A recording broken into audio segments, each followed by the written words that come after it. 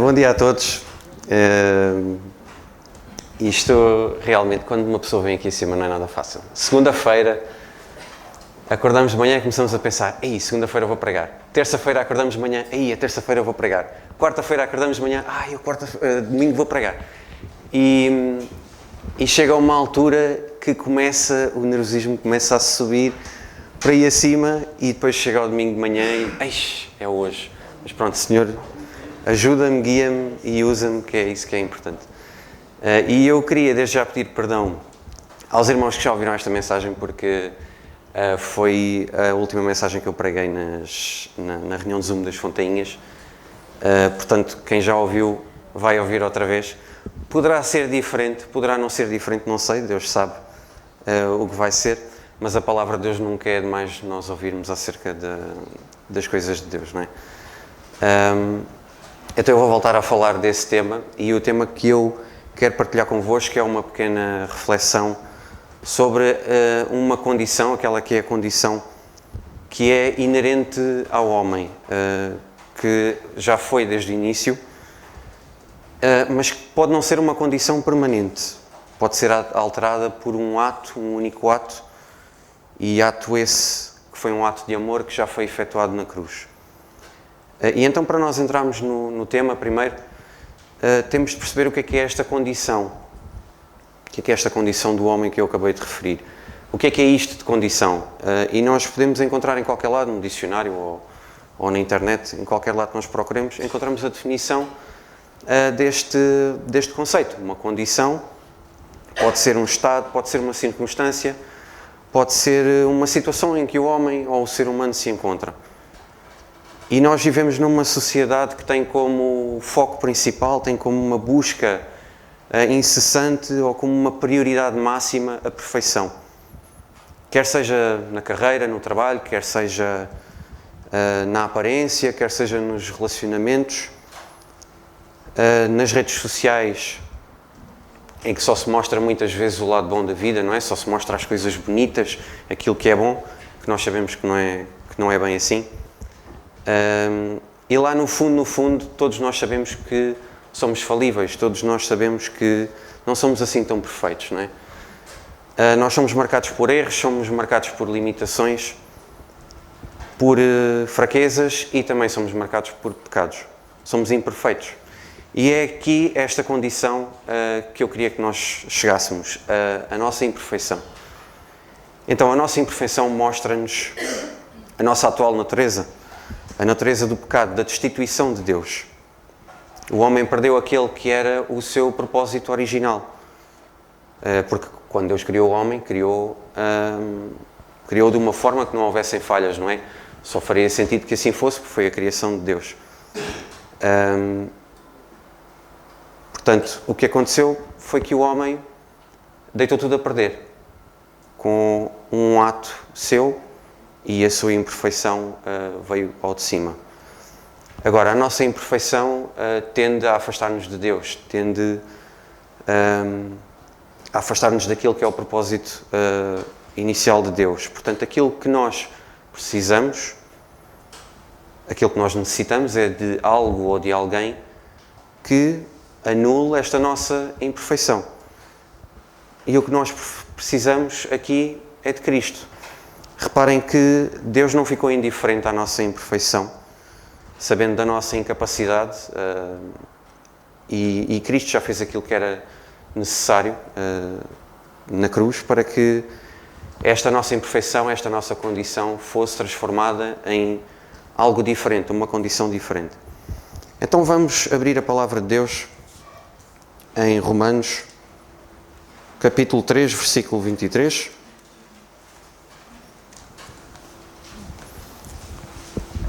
E a palavra de Deus diz-nos o seguinte, Romanos 3, capítulo 3, versículo 23.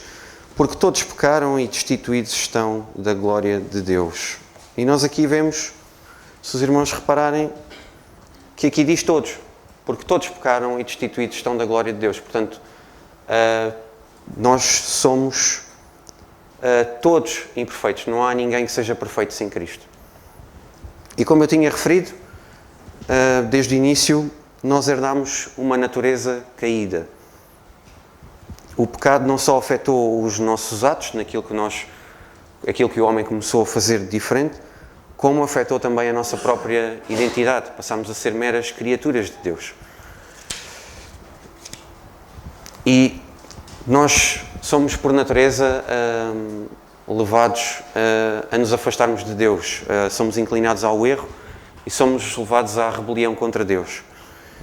Nós nascemos imperfeitos espiritualmente e falhamos não só em amar como deveríamos, amar o próximo e amar a Deus, como também falhamos em perdoar e em obedecer fielmente. Mas para que esta situação e esta condição fosse alterada, e nós não poderíamos fazer nada do nosso lado, porque o homem não tem capacidade para alterar a sua natureza, o que foi preciso foi o próprio Deus vir ao mundo, na forma de homem, o Senhor Jesus Cristo, e experimentar a nossa vivência, e ver o mesmo que nós, mas fazer aquilo que nenhum de nós poderia ter feito, que foi permanecer sem pecado. Jesus viveu sempre em perfeita obediência ao Pai. E, novamente na palavra de Deus em Hebreus 4, capítulo 4, versículo 15, vemos o seguinte: porque não temos um sumo sacerdote que não possa compadecer-se das nossas fraquezas, porém que como nós em tudo foi tentado, mas sem pecado. Jesus enfrentou tentações. Não foi por ser o Filho de Deus que foi poupado. Aliás, poderá ter sido mais tentado do que nós, devido à sua natureza. E Jesus passou por provações e passou por desafios, mas Jesus venceu. Ele tinha uma natureza diferente da natureza do homem. Jesus tinha uma natureza que não era a mesma natureza do homem. E ele desceu ao nível do homem para que pudesse sentir as nossas dores, mas foi sempre perfeito. E esta perfeição revela a distância que vai da santidade de Deus e da nossa condição, a condição humana.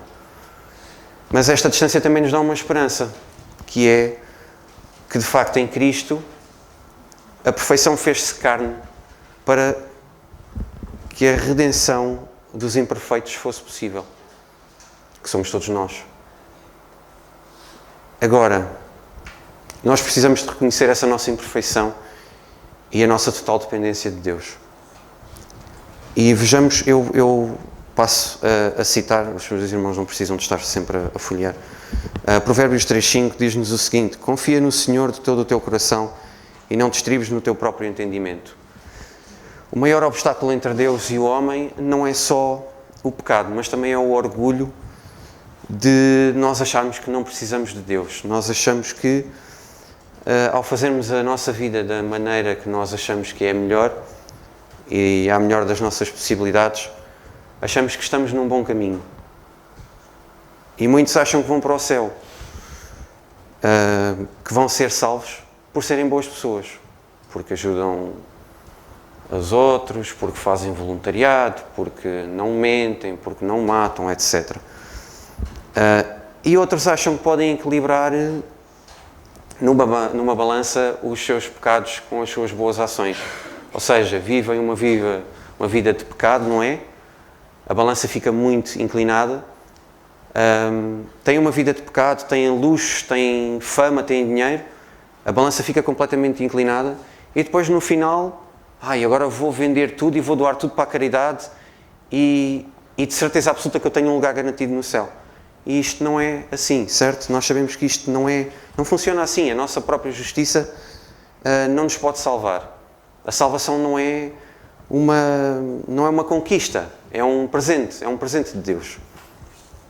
Em Isaías 64:6 vemos o seguinte: todos nós somos como um imundo e todas as nossas justiças como um trapo de imundícia.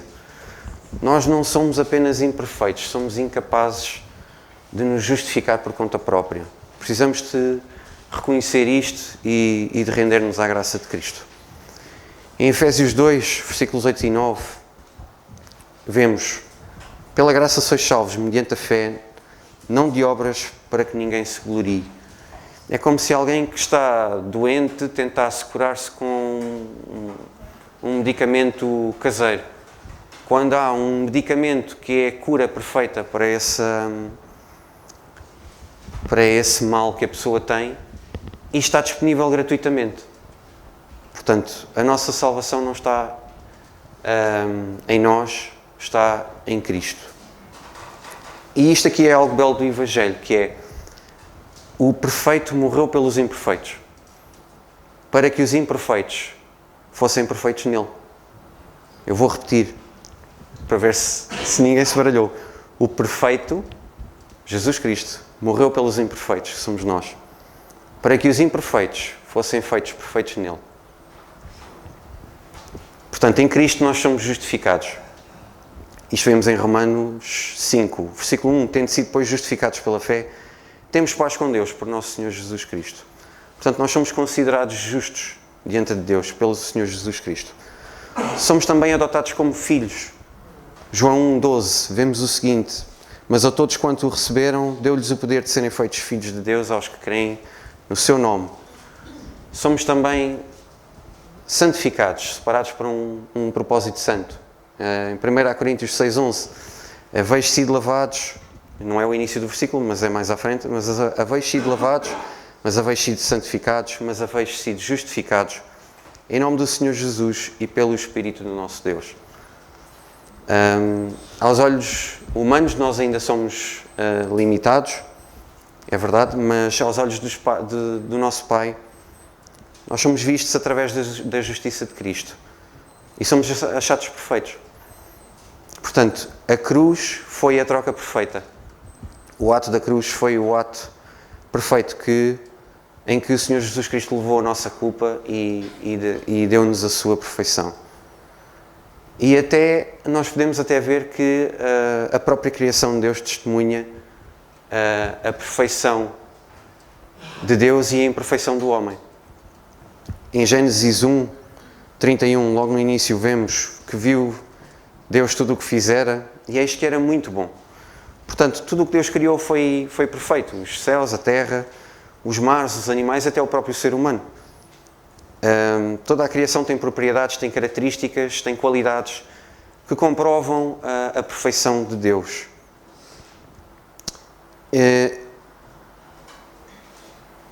E nós não conseguimos sequer ainda compreender esta complexidade e esta perfeição de Deus. Nós não conseguimos sequer ainda superar o pó da capa, não é?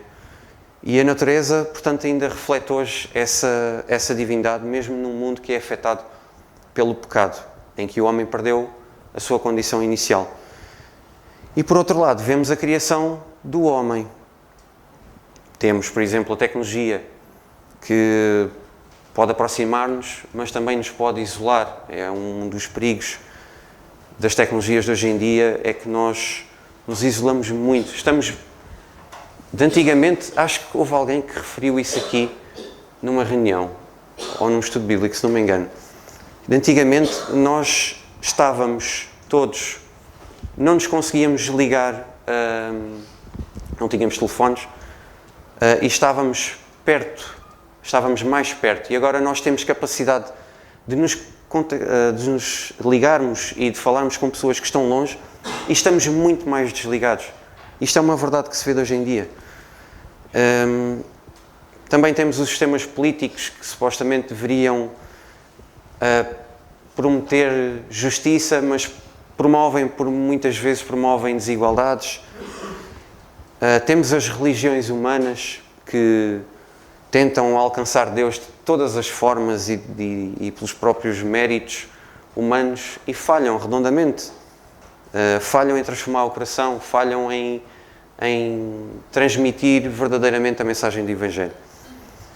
Portanto, tudo o que é feito por Deus nasce perfeito e tudo o que é feito pelo homem, fora da direção de Deus, nasce limitado, nasce falível e temporário. Agora, será que é assim que nós aceitamos Cristo e somos vistos como perfeitos e redimidos através dele? Podemos fazer aquilo que nos apetece? Será que nós podemos levar uma vida no limiar do cristianismo? Ou seja, fazer umas coisas consoante a vontade de Deus e outras coisas não tanto consoante a vontade de Deus, porque nos tira muito da nossa zona de conforto. Não podemos pensar que depois de sermos salvos somos infalíveis, porque nós podemos ser considerados perfeitos em Cristo, mas nós continuamos a falhar. Nós continuamos a pecar e continuamos a desviar-nos muitas vezes daquela que é a vontade de Deus, daquele que é o caminho que Deus preparou para nós. Portanto, a nossa jornada com Deus não é instantânea, mas é uma jornada que é uma jornada certa. Nós ainda lutamos contra o pecado, nós ainda lutamos contra a nossa imperfeição, ainda falhamos e temos momentos de fraqueza e de dúvida, mas por outro lado nós já fomos selados, já fomos marcados com uma nova identidade de santos, de filhos, de redimidos. E a partir do momento em que nós aceitamos o Senhor Jesus Cristo, temos a certeza da nossa aceitação, da nossa salvação, através do Senhor Jesus Cristo. Não é algo que possa ser mudado, mas no nosso dia-a-dia, a nossa santificação, essa sim é prolongada por toda a nossa vida fora. E em Filipenses 1, capítulo 1, versículo 6, nós vemos: aquele que começou boa obra em nós, em vós, há de completá-la até ao dia de Cristo Jesus. Nós somos como um quadro num processo de pintura, que está a ser pintado. E aos olhos humanos ainda está inacabado. Mas o artista, Deus, já conhece a obra final. Ele já sabe o que é que vai fazer a seguir. E nós devemos viver com gratidão, porque cada dia é uma oportunidade de viver como alguém que já foi redimido. Cristo não morreu para que nós continuássemos a viver como se fôssemos escravos do pecado. Ele morreu para nos libertar e para nos aperfeiçoar. Outro ponto importante que eu queria referir é que nós não somos perfeitos, nem tampouco os nossos irmãos são perfeitos.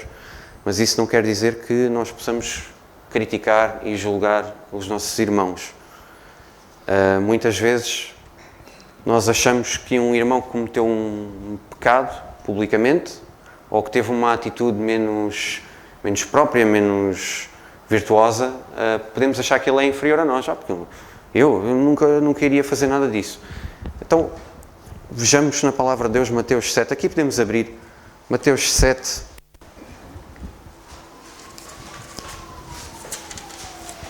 Capítulo 7, versículos 3 a 5. E a palavra de Deus diz-nos o seguinte: e porque reparas tu no argueiro que está no olho do teu irmão e não vês a trave que está no teu olho? Ou como dirás ao teu irmão: deixa-me tirar o argueiro do teu olho, estando uma trave no teu? Hipócrita, tira primeiro a trave do teu olho e então cuidarás em tirar o argueiro do olho do teu irmão. Nunca digamos nunca, irmãos, porque nós não sabemos o dia de amanhã e temos que estar sempre muito firmes na palavra de Deus para que não caiamos. E nós devemos realmente compreender que devemos então estar seguros na palavra de Deus. Não devemos ser achados desprevenidos para que não caiamos. Costuma-se dizer por aí, não é? No melhor pano cai a nódoa. Portanto, irmãos, para terminar, sim, somos imperfeitos. Somos imperfeitos por natureza, somos limitados por nós próprios, mas somos aperfeiçoados em Cristo Jesus. Tanto na nossa salvação, em que passamos a ser achados perfeitos através do Senhor Jesus Cristo, como na nossa santificação, ao longo da nossa vida, em que Deus nos ajuda e nos guia diariamente na nossa jornada. Então, que esta verdade nos possa levar à humildade de reconhecermos a nossa dependência de Deus. Não neguemos a nossa fraqueza, a nossa imperfeição e confessemos as nossas necessidades. Dependamos de Deus diariamente, porque Deus é provedor.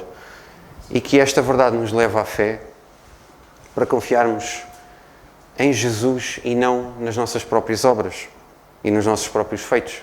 Porque nós podemos ser a melhor pessoa do mundo, podemos ser amados por todos, podemos fazer muita coisa boa, mas no final, o que importa realmente é a condição da nossa alma.